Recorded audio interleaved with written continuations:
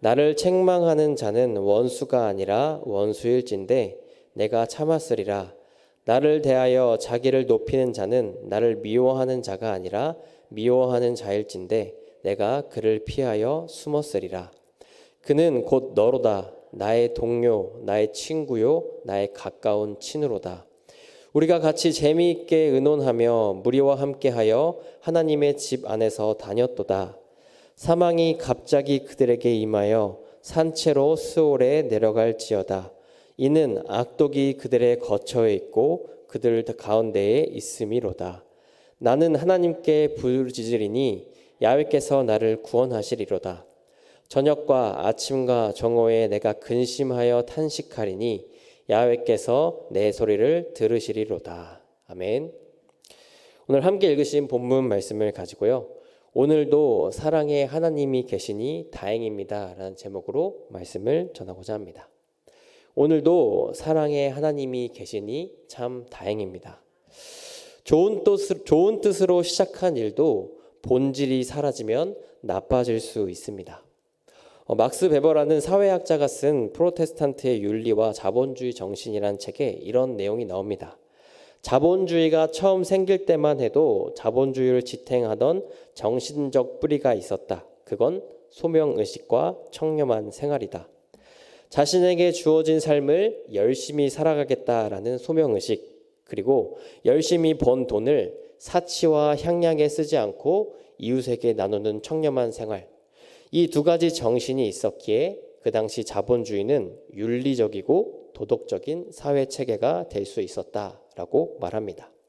그러나 지금은 어떨까요? 자본주의를 지탱하는 그 두 정신이 사라져 버렸습니다. 소명의식이나 청렴한 생활을 위해 돈을 벌지 않습니다. 이젠 단지 내 욕심을 위해 돈을 버는 시대가 되었습니다. 자본주의를 지탱하는 그 본질이 사라지니 자본주의가 괴물로 변하게 된 겁니다. 돈이면 다 된다라고 말하는 물질 만능주의가 됐다라는 겁니다. 사람들과의 관계도 그렇습니다. 관계의 본질, 사랑이 사라지면 원수가 됩니다. 조언과 정죄의 차이가 그렇습니다. 좋은 뜻으로 시작한 조언에 사랑이 사라지면 정죄가 됩니다. 그 사람이 잘 됐으면 하는 사랑의 마음이 사라지자 깔아내리는 말이 된다라는 겁니다. 좋은 뜻으로 시작한 일도 본질이 사라지면 나빠질 수 있다라는 겁니다. 오늘 본문은 좋은 뜻으로 시작한 친구와의 우정도 나빠질 수 있다라고 말합니다. 친구 사이에 있던 사랑, 그 본질이 사라지니 원수가 됐다라고 말합니다. 오늘 함께 본 시편 55편은 다윗의 시입니다. 특별히 다윗의 아들 압살롬이 반역을 일으킬 때 다윗의 친구들도 반역에 동참하는 모습을 보며 다윗이 쓴 시입니다. 본문 말씀 12에서 14절을 보면 그 내용이 자세히 나오는데요. 우리 성경 가지고 계신 분들은 12절에서 14절 말씀을 함께 봤으면 좋겠습니다. 12에서 14입니다. 나를 책망하는 자는 원수가 아니라 원수일진데 내가 참았으리라. 나를 대하여 자기를 높이는 자는 나를 미워하는 자가 아니라 미워하는 자일진데 내가 그를 피하여 숨으리라. 그는 곧 너로다. 나의 동료, 나의 친구요, 나의 가까운 친으로다. 우리가 같이 재미있게 의논하며 무리와 함께하여 하나님의 집 안에서 다녔도다. 아멘. 뭐라고 이야기하나요? 나를 책망하는 자가 차라리 원수였으면 내가 피하고 숨기라도 할 텐데 나와 두터운 우정을 나누며 예배까지 드린 사람이 나를 배신하니 마음이 너무 아프다라고 말하고 있습니다. 누구보다 친했던 친구가 배신을 하니 마음이 아프다라고 말하는 거죠. 분명 처음 그 친구들과 우정을 나눌 때만 해도 굉장히 좋았을 겁니다. 함께 예배를 드리면서 평생 좋은 사이가 될 줄 알았습니다. 그러나 이젠 그렇지 않습니다.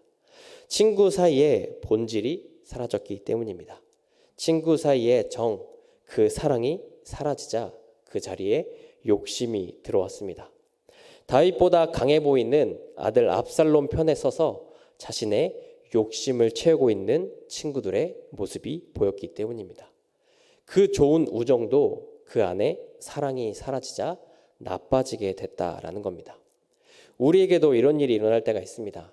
믿었던 친구가 배신할 때도 있고 믿었던 가족이 떠날 때도 있습니다. 또 내가 친구를 배신할 때가 있고 내가 가족을 떠날 때도 있습니다. 저도 거의 20년 동안 함께 지냈던 공동체를 잃어버렸던 때도 있었습니다. 공동체의 본질, 사람 관계의 본질, 사랑이 사라져서 그렇습니다. 친구를 사랑하고 가족을 사랑하는 그 마음, 사랑을 잃어버리니 원수가 됐다라는 겁니다. 성도 여러분, 사랑이 없는 곳엔 싸움만 가득합니다. 지금 세계에서 일어나는 전쟁이 그렇습니다. 우크라이나, 러시아 전쟁, 이스라엘과 팔레스타인의 전쟁, 사랑이 없기에 일어나는 전쟁들입니다. 개인과 개인도 그렇습니다. 사랑하면 이해할 수 있는 일을 사랑하지 못해 이해 못하고 갈등하게 됩니다. 싸움이 가득한 세상, 내 맘 하나 이해받지 못하는 외로운 세상이 될 수 있다라는 겁니다. 그러나 우리가 감사한 것은 우리 곁에 절대 변하지 않고 우리를 사랑해 주시는 분이 계신다라는 겁니다. 사랑해 주시는 것도 모자라 그 사랑 자체가 되어 주시는 분이 계십니다. 그분이 누굴까요? 바로 사랑의 하나님입니다. 사람은 변해도 하나님은 변치 않고 사랑하십니다. 오늘 본문에서 보면 다윗은 사랑의 하나님을 찾습니다. 16절에서 17절 말씀인데요. 성경 있으신 분들 함께 읽어봤으면 좋겠습니다. 16에서 17절 말씀입니다. 나는 하나님께 부르짖으리니 야훼께서 나를 구원하시리로다. 저녁과 아침과 정오에 내가 근심하여 탄식하리니 야훼께서 내 소리를 들으시리로다. 아멘. 다윗이 어떻게 하고 있나요? 배신한 친구들 때문에 마음은 아프지만 울고 짖고 있지만 끝까지 하나님께 부르짖고 있습니다. 하나님은 나를 건져주실 거다. 사랑의 하나님은 나와 함께 하실 거다라고 외치고 있는 겁니다. 다윗이 하는 이 고백은 사실 하루아침에 나온 고백이 아닙니다. 매 순간 사랑의 하나님을 경험했기에 나온 고백이었습니다. 어린 시절 큰 골리앗과 싸울 때 경험한 그 사랑의 하나님, 사울에게 쫓겨 도망자 신세로 있을 때 경험한 사랑의 하나님, 특별히 밧세바를 취하기 위해 저지른 범죄를 회개하고 용서받았을 때 경험한 사랑의 하나님이 계셨기에 가능한 고백이었습니다. 사람은 변해도 하나님은 변치 않고 사랑해 주신다라고 말하는 겁니다. 우리에게도 그렇습니다. 사람은 변해도 하나님은 변치 않고 사랑해 주십니다. 예수님의 십자가가 바로 그 증거입니다. 예수님의 십자가엔 변치 않는 사랑이 있어서 그렇습니다. 예수님은 십자가에서 충분히 내려오실 수 있었습니다. 모든 병을 치료하시고 물 위를 걸으셨습니다. 또 죽은 나사로도 살리신 분이었습니다. 십자가에서 내려오시는 것은 아무 일도 아니었다라는 겁니다. 그러나 우리를 변치 않고 사랑하시기에 그 십자가를 끝까지 참으셨습니다. 자신의 목숨까지 내놓아 주셨습니다. 변치 않는 사랑의 증거가 예수님의 십자가다라는 겁니다. 만약 그 십자가에 예수님의 사랑이 없었다면 어떻게 됐을까요? 그저 무서운 사형 도구에 불과했습니다. 로마 시대의 가장 큰 범죄자들에게 행했던 사형 도구로 십자가가 남았을 거라는 겁니다. 예수님의 변치 않는 사랑 덕에 무서운 십자가도 사랑의 십자가로 변할 수 있게 됐다라는 겁니다. 이런 사랑이 있기에 원수가 우리를 방해하고 힘들게 해도 우리는 견딜 수 있는 겁니다. 죄를 지어 하나님과 잠시 단절되더라도 회개하며 다시 돌아올 수 있게 된 겁니다. 오늘도 사랑의 하나님이 계시기에 다행이다라고 말할 수 있는 겁니다. 혹시 요새 삶이 너무 외롭다고 느끼시는 분이 계신가요? 사랑이 없는 관계 때문에 마음이 괴로우신 분이 계신가요? 그런 분들이 있다면 말씀드리고 싶습니다. 오늘도 사랑의 하나님이 우리와 함께 하십니다. 오늘도 사랑의 하나님이 계시기에 참 다행입니다. 우리 모두가 어떠한 상황에도 변치 않고 사랑하시는 하나님 안에 평안을 누리며 살아가시길 소망합니다. 그렇다면 마지막입니다. 어떻게 하면 우리가 매일의 삶 속에서 하나님의 사랑을 누리며 살아갈 수 있을까요? 변치 않는 하나님의 사랑을 어떻게 하면 매일 경험하며 살 수 있을까요? 그것은 배신의 아픔을 기억하는 겁니다. 우리의 배신도 참고 사랑하시는 하나님의 마음을 기억하며 살아야 된다라는 겁니다. 사람의 마음이 가장 괴로울 때는 사람에게 배신당할 때라고 합니다. 특히 믿었던 사람에게, 자신이 사랑하는 사람에게 배신당한 고통은 어떠한 고통보다 강하다라고 말합니다. 오늘 본문에도 친구에게 배신당한 다윗의 솔직한 마음이 나와 있습니다. 15절 말씀인데요. 우리 말씀 있는 거 마지막이니까 함께 15절 읽어봤으면 좋겠습니다. 15절입니다. 사망이 갑자기 그들에게 임하여 산채로 소홀에 내려갈지어다. 이는 악독이 그들의 거처에 있고 그들 가운데에 있음이로다. 아멘. 이 구절은 다윗이 친구들을 저주하는 구절입니다. 마음이 얼마나 괴로우면 함께 예배드렸던 친구들을 저주하고 있는 구절을 이야기하고 있습니다. 그만큼 다윗의 마음이 괴롭다라는 겁니다. 화를 참을 수 없을 만큼 마음이 아프다라는 겁니다. 그런데 이러한 아픔을 매일매일 겪고 계신 분이 있습니다. 매 순간 쉬지 않고 가슴을 부여잡는 분이 계십니다. 그게 바로 하나님입니다. 왜 하나님이 그러실까요? 왜 하나님은 가슴을 부여잡고 매일 이 아픔을 느끼고 계실까요? 죄 많은 우리들 때문입니다. 아들 예수님까지 보내시고 목숨까지 바쳐 우리를 가장 귀한 친구 삼아 주셨는데 우리가 하나님을 배신하고 죄를 지으며 사니 하나님이 가슴을 부여잡고 탄식하고 계신다라는 겁니다.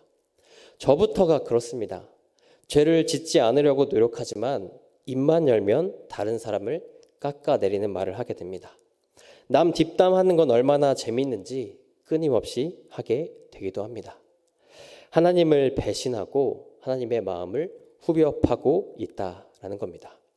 하지만 사랑의 하나님은 그 배신도 참고 사랑해 주십니다.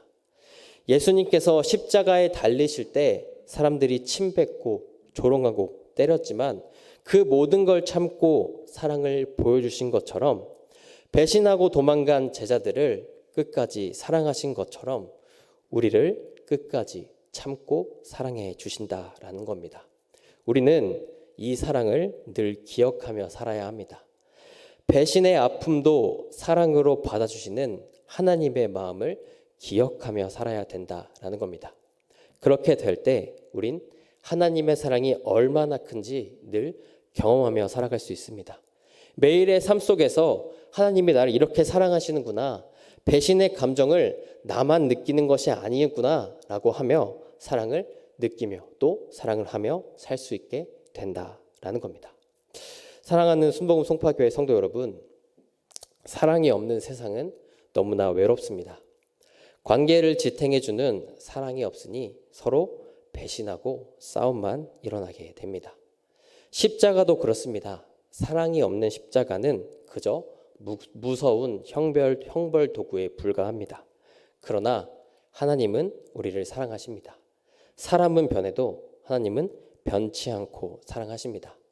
다윗의 삶을 사랑으로 지키신 하나님께서 우리의 삶도 사랑으로 보호하십니다.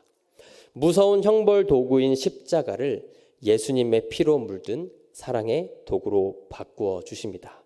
그래서 우리가 이 사랑을 늘 간직하며 살아가기 위해 이젠 배신의 아픔을 기억하며 사시길 바랍니다. 우리가 배신할 때마다 마음이 찢어지지만 가슴이 내려앉지만 끝까지 사랑한다 말씀하시는 그 주님의 마음, 주님의 사랑을 늘 기억하며 사시길 바랍니다. 그렇게 될 때 우리는 그 사랑을 늘 간직할 수 있습니다. 우리도 주님처럼 사랑하며 살 수 있습니다. 우리 모두가 하나님의 영원한 사랑을 간직하며 사랑받고 사랑하는 성도들 되시길 주님의 이름으로 소망합니다. 오늘도 사랑의 하나님이 계시니 참 다행입니다.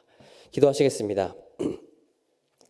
사랑의 주님 감사합니다. 오늘도 우리에게 말씀하셔서 하나님께서 우리를 얼마나 사랑하시는지 우리에게 깨닫게 해주심을 감사합니다. 주님, 우린 살아가다 보면 여러 가지 배신도 당하고 사람에게 상처를 참 많이 받을 때가 있습니다. 여러 가지 일들을 하는 가운데 있어서 그 본질, 사랑이 사라지니 우리의 삶이 외롭게 느껴질 때도 있습니다. 주님, 이렇게 사랑이 사라진 세상 속에 우리가 누구를 의지하겠습니까? 우리를 영원히 사랑하시는, 변치 않고 사랑하시는 하나님만 의지하며 살아갈 수 있게 도와주시옵소서. 정말 우리 사람은 배신하고 사람은 넘어져도 영원히 우리를 사랑하시는 그 하나님을 우리가 끝까지 붙들며 나아갈 수 있게 도와주시옵소서. 그래서 주님, 우리가 그 사랑을 늘 기억하기 위해 하나님이 우리가 배신해도 얼마나 우리를 사랑하시기에 배신해도 사랑하시는 그 하나님의 사랑을 늘 기억하며 나아갈 수 있게 도와주시옵소서. 그 배신의 아픔을 기억할 수 있게 도와주시옵소서. 우리는 늘 주님을 배신하고 주님의 가슴을 후벼 파는 일들을 하지만 그럼에도 불구하고 사랑한다라고 말씀하시는 그 주님의 마음, 그 주님의 사랑을 늘 기억하며 마음속에 새기며 나아갈 수 있게 도와주시옵소서. 그래서 우리도 그 사랑을 받아 남들을 사랑할 수 있게 도와주시옵소서. 우리도 예수님처럼, 우리도 하나님의 그 사랑처럼 우리의 이웃도 사랑하며 나아갈 수 있게 도와주시옵소서. 그래서 사랑이 사라진 이 세상을 사랑이 넘치는 세상, 외로운 세상이 아니라 함께하는 세상으로 살아갈 수 있도록 주님 우리 가운데 역사하시고 함께하여 주시옵소서. 주님, 오늘도 우리와 함께하시니 감사합니다.